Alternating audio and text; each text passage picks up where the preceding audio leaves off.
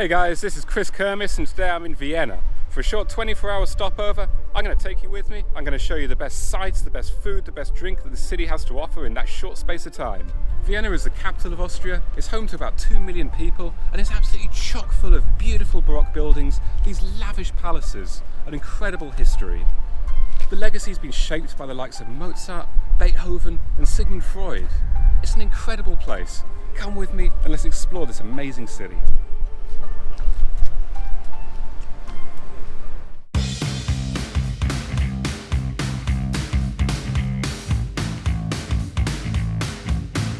What better way to start off this 24 hours in Vienna than with breakfast at Café Demel?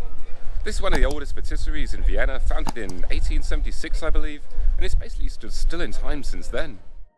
So this is the famous Café Demel here for opening time. The queue is built already, understandably so. This is basically said to be the origin of Sachertorte, although actually Hotel Sacher and Café Demel were in a legal battle for around 9 years I believe, in the 50s and 60s. Hotel Sacher won in the end, but this place certainly has quite some history behind it. But what actually is Sachertorte? Sachertorte is basically a double layer of chocolate cake, apricot jam in the middle, and then chocolate ganache on the top, served with whipped cream.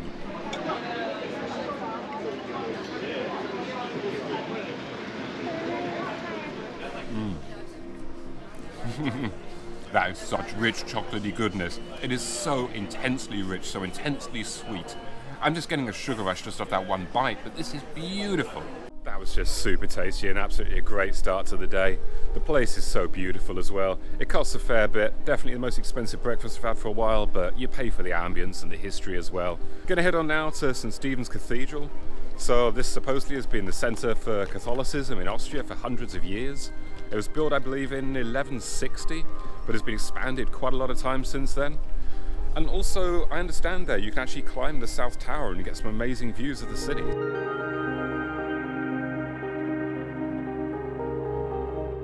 "343 steps. Let's get started. In 32 degrees, this is going to be a lot of fun.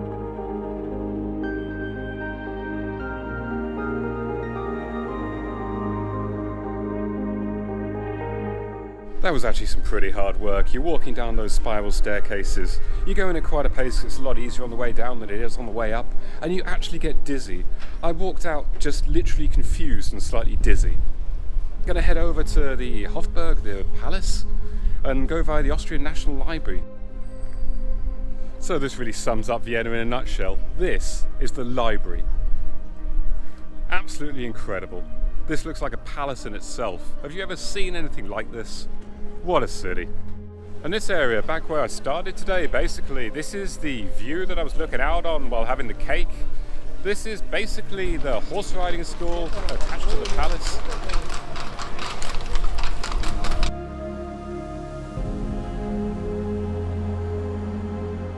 So we come out the other side to the Heldenplatz and the Hofberg Palace. Numerous beautiful buildings around here.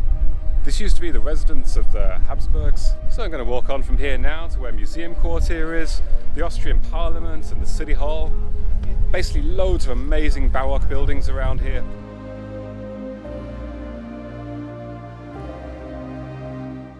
Vienna never fails to impress with the grandeur of its buildings. This behind me is the Palace of Justice, Vienna's court. 19th century building, absolutely beautiful. And then here, just opposite the Parliament, you get to walk through this beautiful covered archways. Absolutely lovely, and also a beautiful respite from the hot sun outside. Now just up the road from the Parliament buildings, we come across this square. Here we've got the City Hall and the Berg Theatre for performing arts. Then just stepping back the other side of the City Hall, we come across this lovely little area. Okay, so I can't resist it. I mean, look at this lovely beer place here. This looks fantastic. So it's a blazing hot day, what's a guy to do? Just ordered a Helles beer. This should be nice and refreshing for a little stop off on the way to yet more sights, but here we go. Cheers!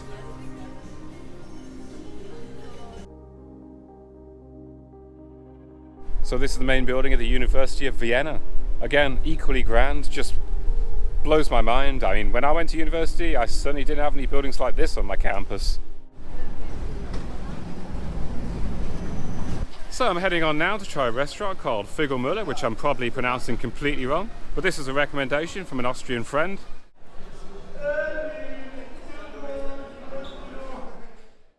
So I came in, braved the queue and eventually got a table, and I've ordered a veal goulash. I never realised that goulash was a Vienna thing, but actually it is. It originates from the Hungarian goulash, of course, where goulash famously comes from, but it's a different take. And I'll be quite interested to see how this is. Okay, so here we are, the food has arrived. This also comes with the dumplings, although a very different style of dumpling. So let's give this a try. Oh, would you look at that, how soft that is. So this is the veal. It is just super soft. The knife just went through it like butter.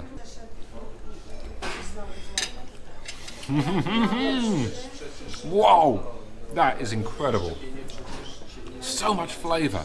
Just this beautiful tomato sauce, this lovely sort of peppery flavour, little spicy but kind of light spicy. And then the meat, it just falls apart in your mouth. You barely even have to chew. It's just beautiful, absolutely lovely. That was absolutely beautiful. Very, very happy to have gone there. The food was spectacular, the serves were good, the venue was lovely. Really, really can't fault it.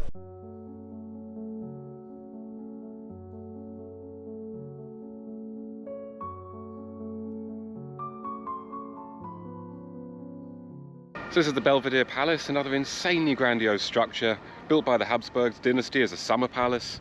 But this is actually one of two. This is Upper Belvedere. Behind this and through the Belvedere Gardens is Lower Belvedere. And here just outside the palace we have a rather charming statue of a man punching a horse.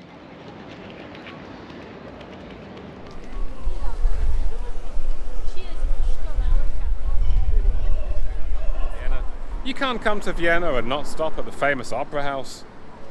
Given the history of the place, it's kind of important to the legacy of the likes of Mozart and Beethoven, the legacy that they left on this city. The opera house here, of course, is a lot more modern than their times, but still, incredible, beautiful place. And I hear the Wiener Schnitzel might be pretty good, so there's a place just around the corner here. Gonna go check this out, try some traditional Wiener Schnitzel.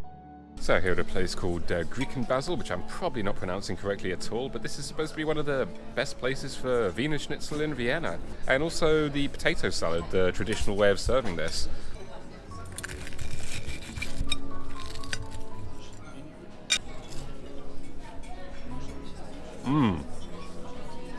Oh, that's beautiful. It's so soft, not fatty at all. Super, super crispy on the outside. This is just the perfect combination. This beautiful, beautiful potato salad with the lovely greens and vinaigrette. This fantastic, fantastic schnitzel. Okay, time for some more of this potato salad. This is what it's all about.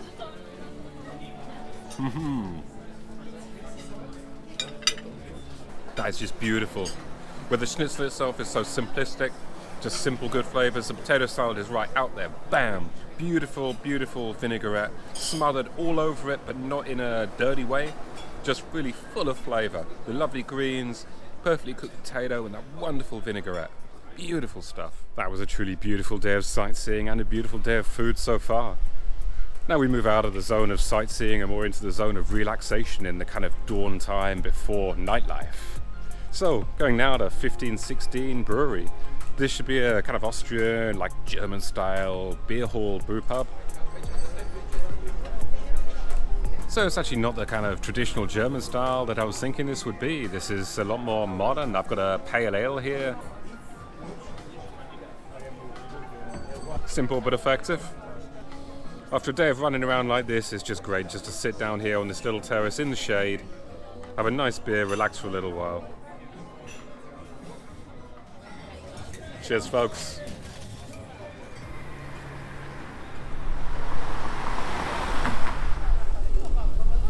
Okay, so going to the last place for the night now. This is a place called Amundsen. Spelled in a kind of Danish way, so maybe I'm not pronouncing it quite right, but this is supposed to be the best place for craft beer in the city. So looking forward to having a few here. No, it's...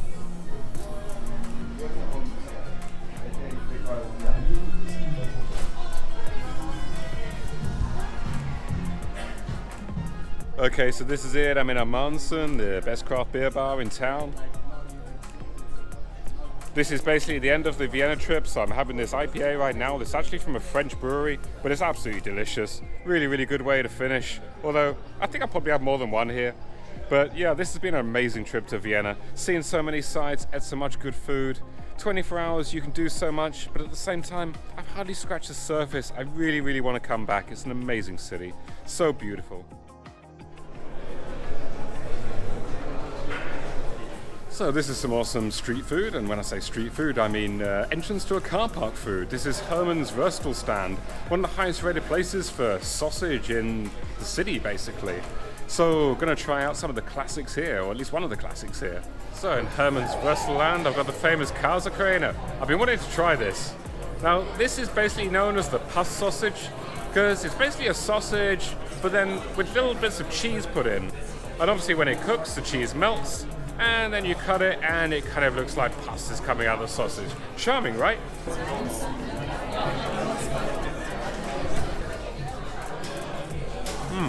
Oh, yeah.